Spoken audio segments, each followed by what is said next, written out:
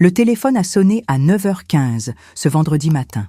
La voix d'Émilie, ma belle-fille, résonnait comme un ouragan incontrôlable, chargé d'une rage qui m'a glacé le sang. « Suzanne, espèce de vieille sorcière inutile. Je viens d'envahir votre maison et j'ai tout cassé. J'ai brisé les assiettes, fracassé les verres, déchiré vos vêtements. Votre anniversaire va être un enfer complet. Vous ne méritez aucun jour de paix dans votre vie misérable. » Pendant quelques secondes, je suis restée sans voix. Mon cœur s'est emballé, mes mains ont tremblé. Puis une sensation étrange s'est emparée de moi, un calme glacial que je n'avais jamais ressenti. « Chère Émilie », ai-je répondu avec une tranquillité qui m'a surprise moi-même. « Il y a un petit problème dans votre plan parfait de destruction. » Elle a cessé de crier. Le silence était si profond que j'entendais ma propre respiration.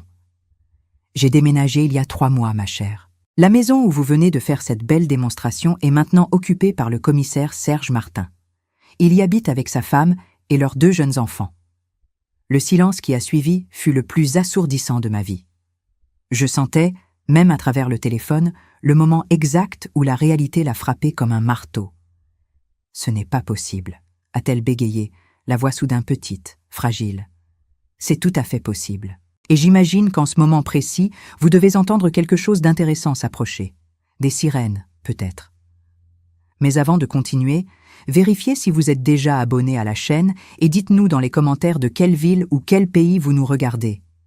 Je m'appelle Suzanne, j'ai 67 ans, je suis retraitée et mère de Jérôme. Pendant 8 années, depuis son mariage avec Émilie, ma vie s'est transformée en enfer déguisé en famille heureuse. Au début, Jérôme et Émilie vivaient avec moi dans ma grande maison. C'était censé être provisoire, le temps qu'ils économisent pour leur propre logement. Mais les mois se sont transformés en années, et Émilie a progressivement pris possession de chaque espace, de chaque décision, de chaque moment de ma vie. Elle avait le don de me faire sentir comme une intruse dans ma propre existence. Chaque jour, je devenais plus invisible dans ma propre maison. Émilie avait 28 ans quand elle a épousé Jérôme. Blonde, jolie, avec un sourire qui trompait tout le monde, sauf moi. Dès le premier jour, j'ai perçu dans ses yeux une froideur calculatrice cachée derrière la sympathie forcée. Au début, les attaques étaient subtiles. Des commentaires sur mon âge, des suggestions selon lesquelles je devrais me reposer davantage. Puis elle a commencé à réorganiser mes placards, jeter mes objets, transformer ma décoration. Toujours avec ce sourire qui n'atteignait jamais ses yeux. « Suzanne, vous ne voyez pas d'inconvénient, n'est-ce pas? Je veux juste rendre tout plus pratique. » Le pire, c'était les réunions de famille. Elle me servait en dernier, m'oubliait dans les photos, parlait des projets familiaux comme si je n'existais pas. Quand quelqu'un me demandait mon avis, elle répondait à ma place. « Ah, vous savez comment c'est. Suzanne préfère rester tranquille dans son coin. » Jérôme ne remarquait jamais rien. Pour lui, Émilie était l'épouse parfaite qui prenait soin de sa mère avec dévouement. Il ne voyait pas les grimaces, n'entendait pas les commentaires venimeux murmurés uniquement pour moi. La goutte d'eau a débordé il y a 4 mois, lors de l'anniversaire de leur mariage. Émilie a organisé une fête chez moi sans vraiment me consulter. Au moment des photos officielles, elle m'a simplement ignorée. Quand certains invités ont demandé où j'étais, elle a répondu assez fort pour que tout le monde entende « Suzanne est fatiguée. L'âge ne pardonne plus.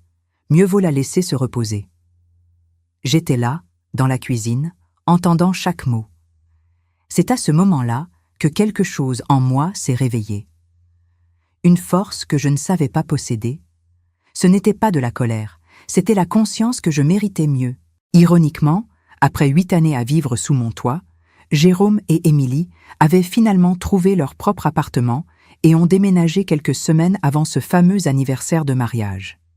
Émilie pensait que j'allais rester seule dans sa maison, attendant sagement leur visite, continuant à jouer le rôle de la vieille mère reconnaissante. Elle ne pouvait pas imaginer que je prendrais ma liberté. Cette nuit-là, j'ai commencé à planifier mon évasion. Pendant 3 mois, j'ai tout organisé dans un silence absolu. J'ai trouvé un appartement dans le centre-ville. Puis j'ai pris une décision qui allait tout changer, louer ma maison meublée. Ma voisine Claudette m'a parlé d'un commissaire de police qui cherchait justement une location meublée. Il venait d'être muté avec sa famille et ne voulait pas s'embarrasser d'un déménagement complet. Le commissaire Serge Martin s'est révélé être un homme courtois, père de famille. Nous avons signé un contrat pour 3 ans. Comme je louais meublé, tout restait en place. De l'extérieur comme de l'intérieur, la maison gardait la même apparence. Pendant 3 semaines, j'ai discrètement emporté mes affaires personnelles, photos, bijoux, vêtements, livres de cuisine, tout ce qui avait une valeur sentimentale. Le reste, je l'ai laissé pour la famille Martin.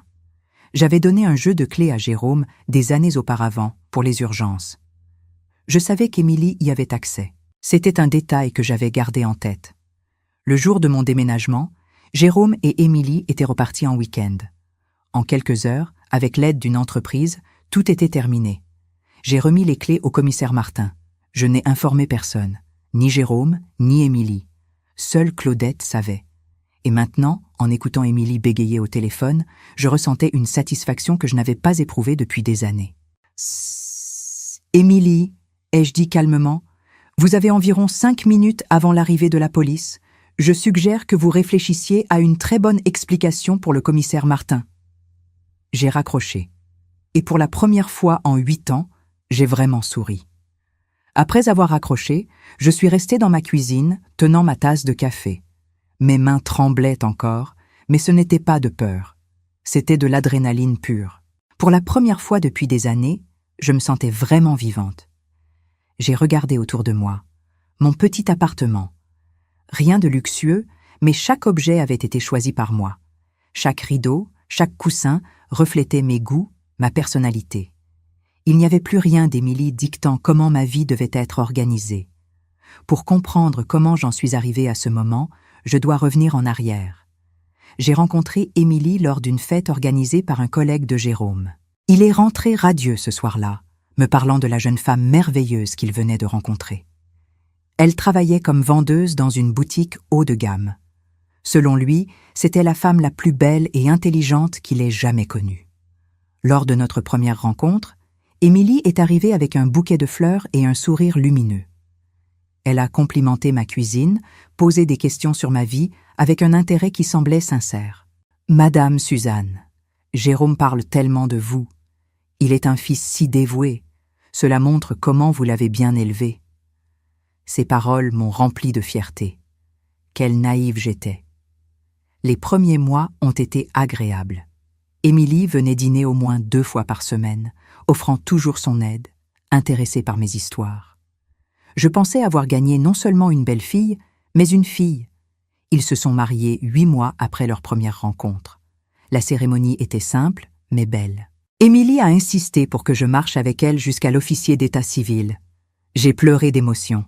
Après leur lune de miel à La Rochelle, ils se sont installés chez moi. C'était censé être temporaire, quelques mois seulement. Jérôme m'a demandé de leur donner un jeu de clés pour faciliter leur installation. « Maman, c'est juste pendant qu'on économise pour notre propre maison. » J'ai accepté avec joie. Je ne savais pas que ces mois deviendraient des années. Les premiers signes de problème sont apparus rapidement. Émilie a commencé à réorganiser ma cuisine sous prétexte de me montrer des astuces pratiques.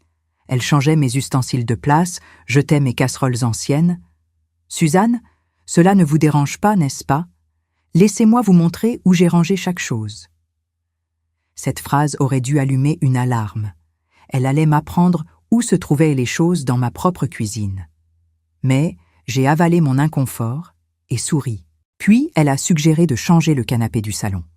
Elle achetait de nouvelles nappes, de nouveaux rideaux, toujours avec l'excuse de rendre la maison plus moderne. Pourquoi ne pas donner un coup de jeune? Amener la maison dans notre époque. Jérôme soutenait tous les changements. Pour lui, Émilie s'occupait de notre maison avec affection.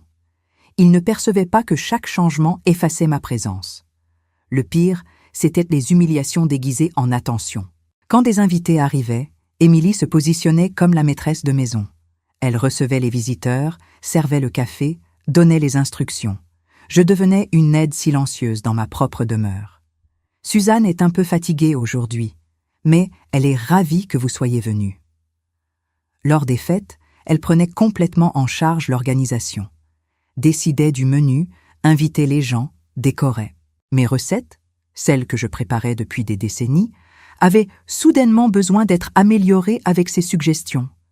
Jérôme ne voyait rien. Pour lui, Émilie était la belle-fille parfaite qui s'occupait de sa mère avec dévouement.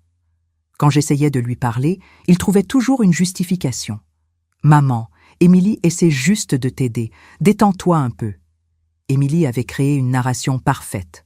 Pour le monde extérieur, elle était la belle-fille dévouée. Pour mon fils, l'épouse préoccupée par mon bien-être. Mais pour moi, au moment où nous étions seuls, elle montrait son vrai visage. « Suzanne, vous ne pensez pas qu'il est temps de chercher un endroit plus adapté à votre âge? Un appartement plus petit, plus facile à entretenir ?» Voilà. Elle ne voulait pas que je me repose. Elle voulait que je disparaisse de ma propre maison. Mais ce jour-là, il y a 4 mois, quelque chose en moi s'est réveillé. Je l'ai regardée avec une sérénité qui m'a surprise, et j'ai dit « Vous savez, Émilie, je crois que vous avez raison. Il est vraiment temps que je pense à des changements. » Le sourire qui s'est dessiné sur son visage était de pure victoire. Si seulement elle avait su quel type de changement je planifiais. C'est à partir de ce moment que j'ai commencé à organiser ma sortie. Discrètement, méthodiquement. J'ai trouvé l'appartement parfait, rencontré le commissaire Martin, signé le contrat de location. Pendant 3 mois, j'ai continué à sourire aux visites d'Émilie, à acquiescer à ses suggestions, à jouer le rôle de la vieille dame docile qu'elle pensait que j'étais. Le jour de mon déménagement, quand tout fut terminé, je me suis retournée une dernière fois. Ce n'était plus ma prison. C'était simplement une maison. Et j'étais enfin libre. 1 heure après l'appel hystérique d'Émilie, mon téléphone a sonné à nouveau. Le commissaire Serge Martin. « Madame Suzanne, comment allez-vous ? » « Je vais bien, commissaire. J'imagine que vous m'appelez à cause de la visite inattendue de ce matin. » « Exactement. Pourriez-vous venir ? J'ai besoin que vous identifiez la personne et me racontiez ce que vous savez. » Quand je suis arrivée, la scène était surréaliste. Des voitures de police dans la rue, des voisins curieux aux fenêtres, et là, à l'intérieur, Émilie assise sur le canapé, les mains menottées, le visage gonflé de larmes. En me voyant, elle a baissé la tête, incapable de soutenir mon regard. Le commissaire m'a accueillie avec une poignée de main ferme. « Madame Suzanne, j'ai besoin de comprendre. Cette jeune femme a enfoncé la porte, brisé des meubles, déchiré des vêtements, causé des destructions considérables. Elle dit qu'elle est votre belle-fille et qu'elle avait le droit d'être ici. » J'ai regardé autour de moi. Des assiettes cassées, des rideaux déchirés, des photographies de la famille Martin piétinées. Émilie avait fait exactement ce qu'elle avait promis au téléphone. « C'est bien ma belle-fille, commissaire, mariée à mon fils depuis 8 ans. Il vivait avec moi dans cette maison jusqu'à il y a 3 mois. Mais elle n'a plus aucun droit d'être ici depuis que j'ai loué ma maison à vous et votre famille. » « Mais comment a-t-elle eu accès ? » Mon fils avait un jeu de clés que je lui avais donné il y a des années, pour les urgences. Émilie y avait accès. Le commissaire a tout noté, secouant la tête. « La situation est grave, madame. Nous avons violation de domicile, dégradation de biens, perturbation de l'ordre public. Mon épouse était à la maison avec les enfants quand elle a enfoncé la porte. Les enfants ont été terrifiés. » Mon cœur s'est serré. Émilie avait terrorisé une famille innocente à cause de sa rage envers moi. Je suis désolée, commissaire. S'il y a quelque chose que je peux faire, j'ai besoin que vous fassiez une déposition formelle sur votre relation avec votre belle-fille. Cela aidera à établir le mobile. C'est alors qu'Émilie m'a regardée, ses yeux rouges et désespérés. Pour la première fois en 8 ans, elle n'avait pas le contrôle. Elle ne pouvait pas manipuler les faits, ne pouvait pas me présenter comme la méchante.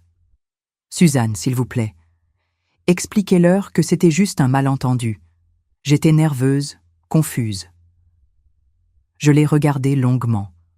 Je me suis souvenue de toutes les humiliations, tous les manques de respect, toutes les fois où elle m'avait fait sentir comme une intruse dans ma propre existence.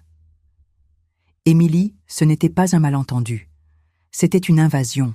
Vous avez enfoncé la porte d'une famille innocente, détruit leurs biens, effrayé de jeunes enfants. Cela a un nom. C'est un crime. Son visage s'est décomposé. Mais je ne savais pas.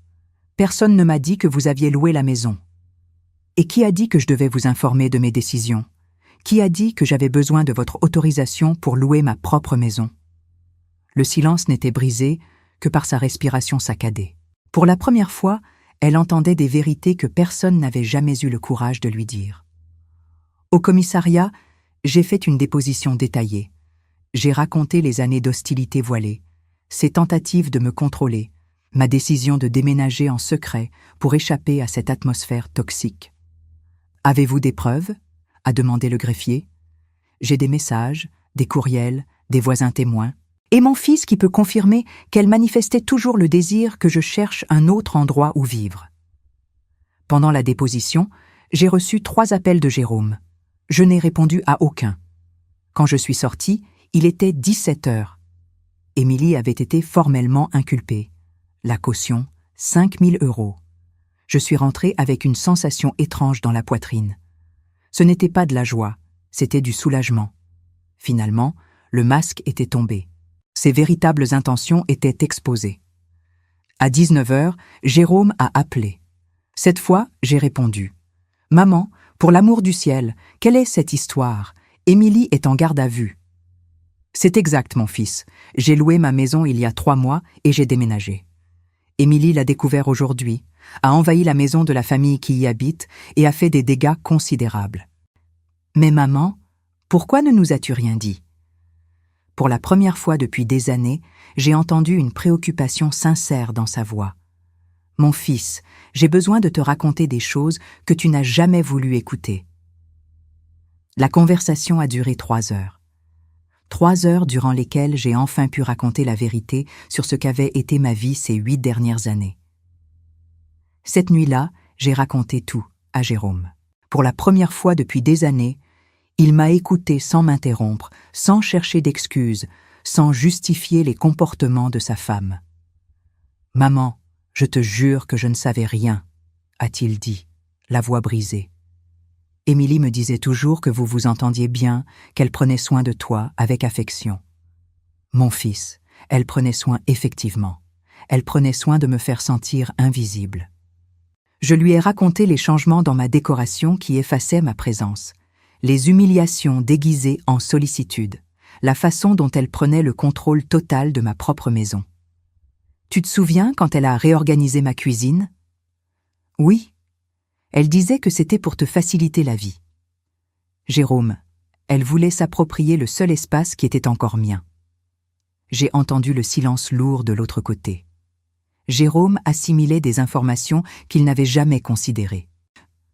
Maman, pourquoi ne m'as-tu jamais rien dit? Parce que j'ai essayé, mon fils, plusieurs fois. Mais tu trouvais toujours une justification pour elle. Tu me faisais sentir comme une belle-mère jalouse. Alors j'ai arrêté. Ce soir-là, après notre conversation, quelque chose avait changé entre nous. La vérité était sortie. Les semaines suivantes ont été un tourbillon. Le procès pénal contre Émilie suivait son cours. Son avocat tentait de plaider un trouble émotionnel temporaire, mais les preuves étaient incontestables. Ma relation avec Jérôme a connu une transformation profonde. Il a commencé à me rendre visite régulièrement, sincèrement intéressé à reconstruire notre lien. « Maman, je réalise que je ne te connais presque pas. Tes rêves, tes projets, qui tu es au-delà d'être ma mère. » Ces paroles m'ont profondément touchée. Pendant des années, je m'étais définie uniquement par mes rôles. J'avais oublié que j'étais aussi Suzanne, une femme avec ses propres désirs. Entre-temps, j'ai commencé à recevoir des appels de mes anciennes voisines. Claudette a été la première. Suzanne, il y avait des choses que j'ai toujours voulu te raconter, mais je ne savais pas comment. Sur ta belle-fille, les choses qu'elle disait de toi. Mon estomac s'est contracté. Elle disait toujours que tu devenais un peu gâteuse, que c'était difficile de gérer avec toi, qu'il fallait avoir de la patience parce que les personnes âgées sont compliquées. Chaque mot était comme un coup de poignard. Émilie avait passé des années à construire une narration pour tout le voisinage. Une narration où j'étais la petite vieille problématique dont elle s'occupait par charité. Durant le week-end, j'ai reçu 3 autres appels similaires. Des voisins qui maintenant, avec tout exposé, se sentaient libres de raconter ce qu'ils savaient. Le dimanche soir, Jérôme est venu me voir. Il était fatigué, clairement ébranlé. « Maman, j'ai payé la caution d'Émilie. Elle est rentrée, mais les choses entre nous ne vont pas bien. »« J'imagine, mon fils. J'ai parlé avec elle de tout ce que tu m'as raconté. Au début, elle a nié.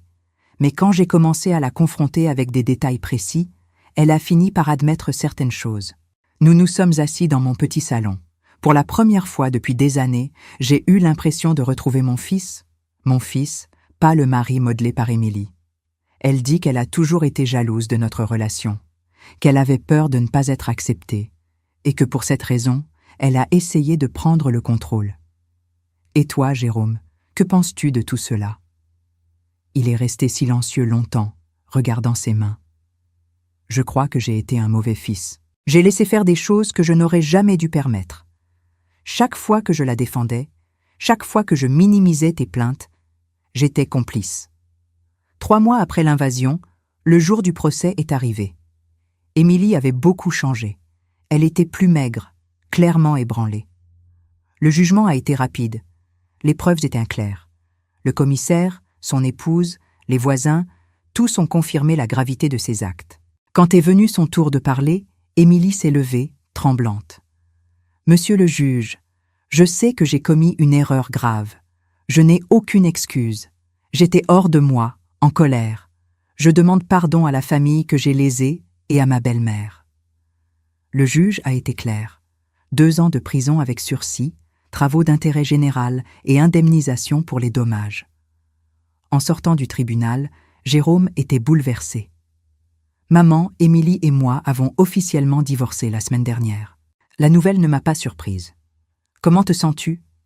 Soulagée, pour être honnête. J'ai découvert que depuis des années, je n'étais pas vraiment heureux. 1 an s'est écoulé depuis l'invasion. 12 mois qui ont transformé ma vie d'une manière que je n'aurais jamais imaginée. Tandis que j'écris cette histoire, je suis assise sur mon balcon, observant le mouvement de la rue, une tasse de café à la main et le son de mes pinceaux séchant en arrière-plan.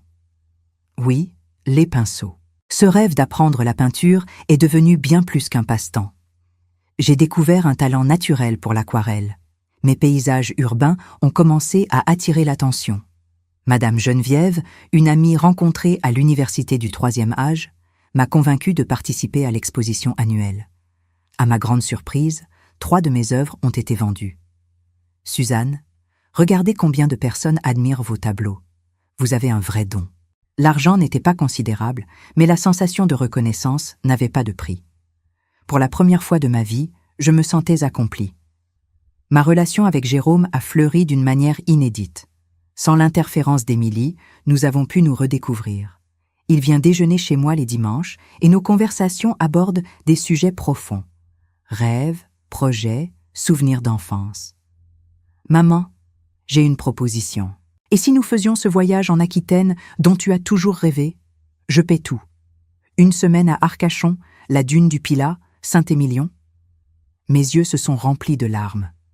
Non seulement pour la générosité, mais pour réaliser qu'il m'avait vraiment écouté, qu'il se souvenait de mes rêves. 2 semaines plus tard, nous étions à Arcachon. C'était mon premier voyage d'agrément depuis 15 ans. Chaque moment fut une révélation. Nous avons marché sur les plages, goûté les huîtres fraîches, visité les cabanes ostréicoles. Sur la dune du Pilat, regardant le coucher de soleil sur l'Atlantique, il a dit quelque chose que j'ai gardé dans mon cœur.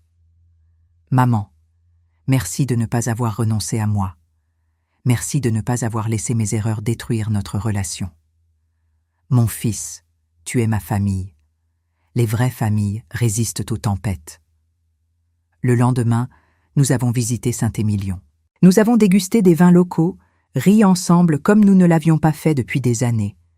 J'ai compris que j'avais retrouvé mon fils. Quand nous sommes rentrés, un message vocal m'attendait. C'était Émilie. Depuis l'appel 1 an auparavant, nous n'avions plus parlé. « Madame Suzanne, je termine mes travaux d'intérêt général la semaine prochaine. J'ai travaillé dans un refuge pour femmes victimes de violences conjugales. Ce fut une expérience transformatrice. J'ai rencontré des femmes qui ont souffert de choses bien pires, et cela m'a donné une perspective différente. » Elle a fait une pause.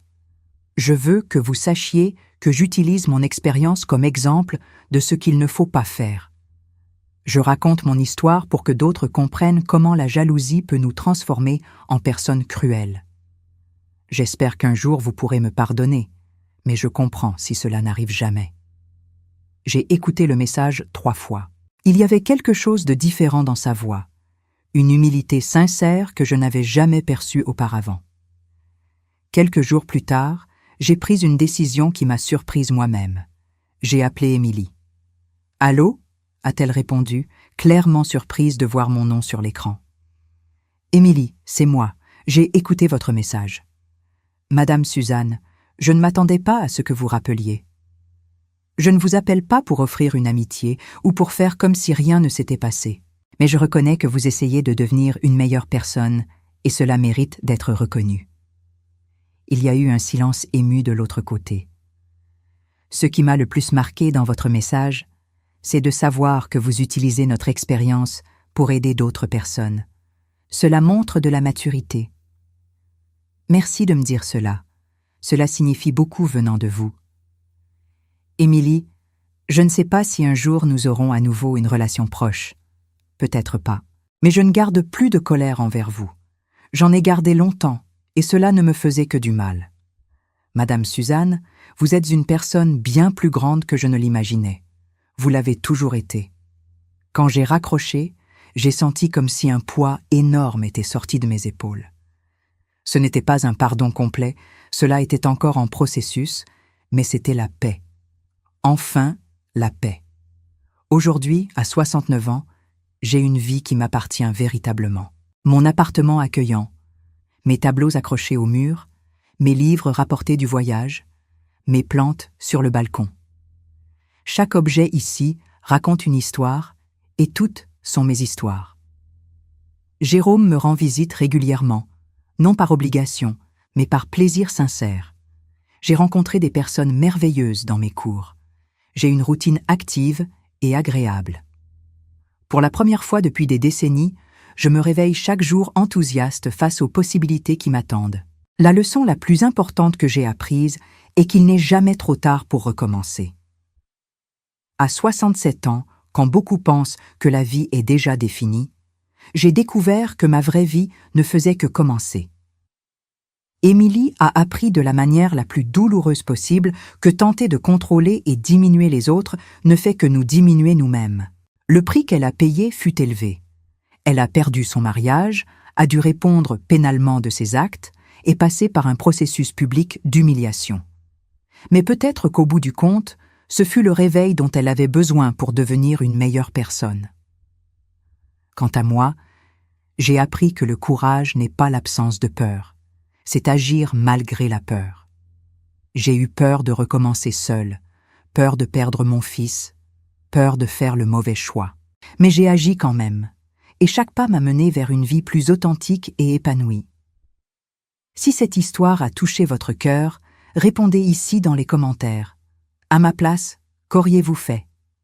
N'oubliez pas de regarder la prochaine vidéo qui apparaît sur votre écran. Elle apporte un rebondissement surprenant et émouvant qui vous captivera du début à la fin.